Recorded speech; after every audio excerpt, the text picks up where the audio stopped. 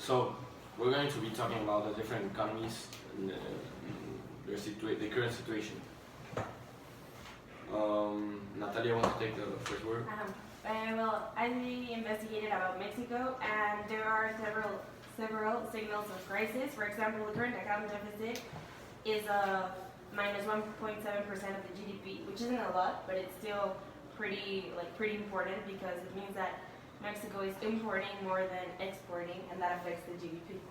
Yeah, the U.S. is going through the same thing. They have a negative current account of 2.4% of their GDP, which is actually like a lot because the maximum is like 0.2 positive, and that is gonna affect like the country really bad because they're gonna have to pay a lot of external debts. This is a really important situation also in Turkey because the current account is minus 5.5. This represents their imports are bigger than their exports in a really big amount. In Argentina, the percentage of the current account is minus 4.8, which is a lot. That speaks a lot on how the economy is going right now and how it needs to take action in order to proceed. In Brazil, it's really big.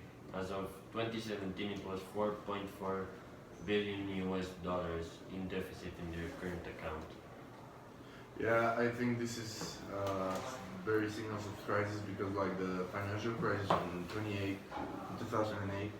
it was because of the mortgages, but it kind of is related because the U.S. had pretty much a lot of imports, not many exports, and a lot of money was used, but it didn't have any value in the U.S. In Argentina as well, I mean, as you can see, the crisis is really affecting the whole country because they are not producing many goods, so they cannot export many products, and their imports are much bigger than their exports. Their imports are at 6.6.9, and the imports are 66.9, and the exports are 50.4. That says a lot. Well, Turkey and Argentina are like in a really similar position because they are one of the most vulnerable economies, and they are both emerging economies. So that means they are more vulnerable to external capital flows. Besides from this, all countries need to import more because we all have negative current accounts. So. Yeah, and it's also very dangerous because the U.S. has a $19 billion external debt, and since the U.S. is not a growing economy, but it's one of the strongest economies in the world, it would also affect all the smaller economies like the rest of the countries because most of them import things from the U.S. Basically, countries are being affected because the U.S. economy is growing very fast at the moment. This makes the disproportionate reliance on foreign funding for trade and government deficits. The dollar elevated their interest rates. This is one of the main reasons why it is affecting all of the emerging economies. Interest rates are also super important because, for example, in Mexico, it's of 7.75%, which is super high, and that results in people saving their money, and the demand decreases along with the GDP. And like Mexico's GDP growth rate is like literally there is none. It's minus 0.2%, which is nothing, and that really affects the economy and the country. In Argentina, there's also it's expected, the GDP is expected to grow until 2018. The Latin Focus Consensus forecast says the economy is contracting 1.2 this year, down 1.6 percentage points from last month's forecast. Until 2019, it will return to growth at 0.7%. Also, the analysts warned Turkey that it will face serious problem because their high level of debt, that is 28.3%, that is actually a lot. The collapse of the currency, that was minus 5.5, and the impending inflation that is actually really big, that is 17.9%. This means the Turkish lira is devaluing, the prices are getting higher, and people are not able to buy what they bought before. I think the interest rates is a very important point because for example, in 2008, the government dropped the interest rates like in to 1%, so people would buy a lot of mortgages and banks didn't have the money to repay, to gain, because people couldn't repay the debt.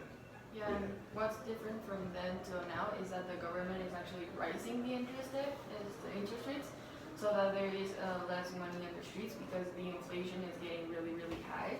So this way, by raising the interest rates, they also control the inflation rate, and they are able to get the loan that they're pending from the IMF in order to help the debts and help the economy. Also, I believe that countries right now are, besides from doing that to help the inflation, they're investing dollars into their financing system. Turkey specifically invests $6 billion to help the currency from deflation and to give more flexibility in the guarantee of transactions. Now, I think we should talk about the difference of these economies, as we have talked about the similarities. For example, in Argentina, they're different. Like the unemployment rate is really, really high because of the economic crisis, and people or other enterprises that are not in Argentina are returning or retracting from Argentina because of the crisis. And that makes it so the unemployment rate grows and the people are left without a job and cannot do anything about it. It's said that the government is trying to offer new fiscal reforms for this, but it's just an idea. So that. Also, I believe that a really big difference is that the emerging economies are Turkey, Argentina, Brazil, and Mexico are being affected by all of the changes in the US dollar, while the US is not really being affected by these countries. Also, the US has the biggest interest rates. This makes the loans more available for people that want to invest. Well, in Brazil, I couldn't get to talk about the interest rates, but since the current economic crisis they had, for example, the interest rates went from 7.81 to 12 and are, as of right now, going down to 6.5. The unemployment rate in Brazil is really big. It averaged an all-time high and 13.70% in the average. There's a big difference between like the rate of unemployment in countries such as Brazil and Argentina with like compared to Mexico, because it's really funny because even though there are high interest rates, which means that unemployment increases, from 2013 to 2018, it went from 4.3% to 3.5%, which is not a lot if you think about it. There are countries that have, like for example, Spain, like 24% of the population is unemployed.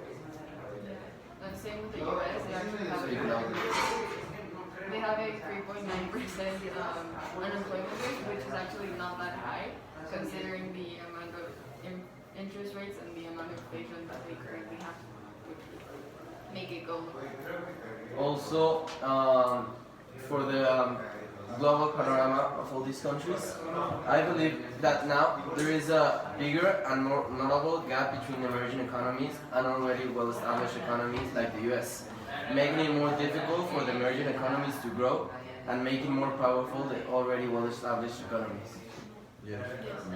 So, yes, is that like the people do not want to invest in emerging economies like Turkey because they want to fly to quality, because the Turkish lira and all of these currencies are deflating. Yeah, and they present more risk for the investors instead of And the US is constantly inflating. So That is happening in Brazil right now. Since the elections are happening, there is a lot of uncertainty, and the people who are willing to risk their money isn't as high as it would be if there was political stability. That happened in Mexico as well. It has been a very uncertain year due to the presidential elections and the renegotiation of the NAFTA. Also, the USA's tax reform has had a pretty big impact on Mexico's economy.